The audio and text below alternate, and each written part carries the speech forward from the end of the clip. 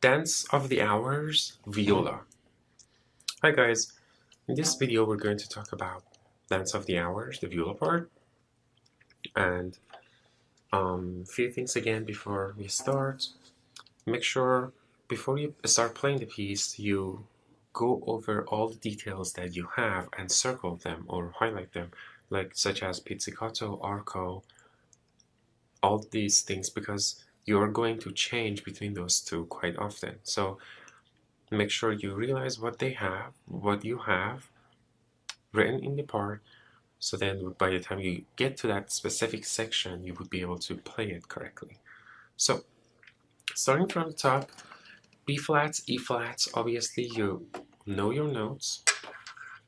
B flat will be low second, A flat low first, and then for arco you start with your tremolo. It's half notes with 3 dashes. 3 dashes would be tremolo. So as soon as you're done with your arco, you would move your bow to the tip of your bow and then start tremolo. Now for tremolos, you don't have to play it extremely fast, as long as you keep your hand very relaxed and count the beats. You don't need to count how many times you go up and down at all, but count the beats like 1, 2, 3, 4, 1, so on. And it doesn't need to be extremely fast, doesn't need to be like that. Make sure when you play tremolos, make sure your wrist is very relaxed, your right hand wrist is very relaxed and normal. Then for C sharp, low fourth, back to low fourth on all of these. Normal third for C natural and low fourth, and then back to normal third for regular G. As you play tremolos and you get louder, you can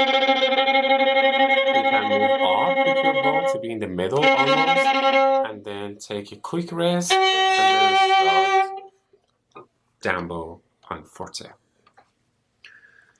Continuing, follow your wrists. Realize how many wrists you have.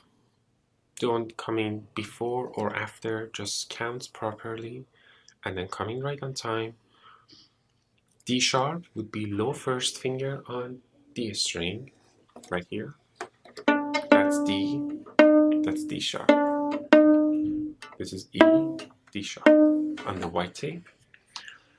Moving on, you go back to pizzicato, E flat, low first finger, then arco, A, C, D.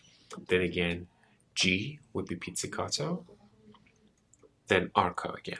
And you know who plays the top note, who plays the bottom notes. F natural, low second finger, F sharp in parentheses, even though you didn't need to have one in parentheses, but just in case, that would be high second finger, and then you have a retardando here. Don't forget that there's a retardando. Then you start the melody.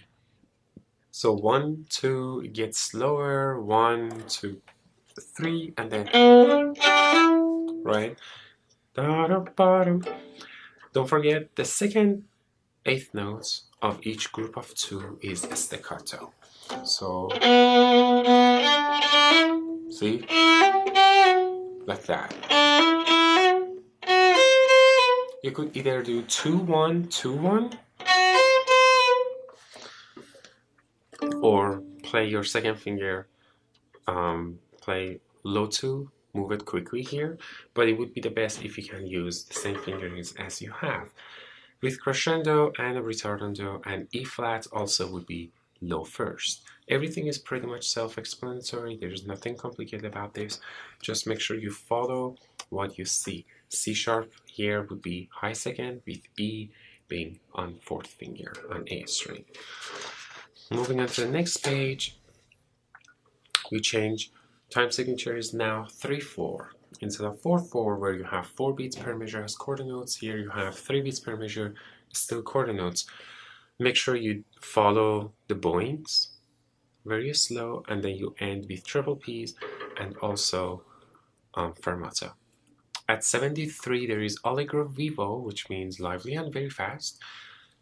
You have A, B flat, A, B flat, A, and try to be at the frog right here. the bow is a down bow, and you are the frog with accents, as you can see, and fortissimo. So like that. Then at 77, not only you have accent G and forte, but also realize that your sign starts at 77. So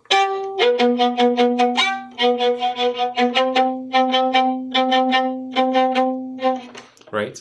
So make sure F is very loud and clear, and then all these other ones are piano and staccato. Don't forget about retaking your bow. See, accent, retake, accent, retake. Every time you do that, you have to retake to the frog, back to the frog of your bow. So make sure you do that, but don't forget to exaggerate on your dynamic. Moving on at 85, same thing as 77. Continue all the way to here where it says to coda. This time you're not doing anything because you haven't done the DSL coda yet, but realize that the coda is right here after measure 91. Now, what I would suggest is to color code these two. You could technically put this like orange highlighter for the sign, back to the sign, and the coda back to this coda. That way you would, by the time you look at them and reach there, you would be able to know where you have to go after that point. So continuing from the coda, you continue all the way. Realize that at 93 there is a repeat sign. Going to this part, you take the first ending, A sharp. After the B, which would be your normal second finger on, high second finger on G, A sharp is high first, back to B. Since you're going to use B again, you just use high first for A sharp, back to B. So B's on the red tape, you raise your first finger for white, after yellow, or white before red, for A sharp, back to B. And then D sharp, which is low first finger on D string. Then you take the repeat, then second ending. Then when you go to the DSL coda, you go back to the sign, which is measure 77. This time, when you get to the end of measure 91, where literally where the coda sign is, that's where you have to stop. So make sure you do play this measure, not here. You play this measure and then you play the coda. Now, within the coda part, there is also a rest. There is also repeat that you take back to this part. G sharp is low fourth finger, so G natural, third, G sharp, low fourth. See?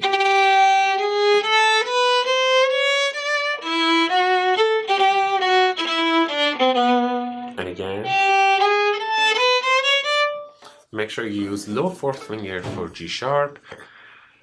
Then retake back to 113.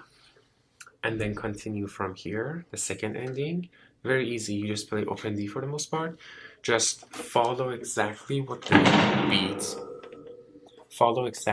beats are. You have one, rest, down. So E, D, and then downbeat, then pick up to the next beats, next measures as they come. So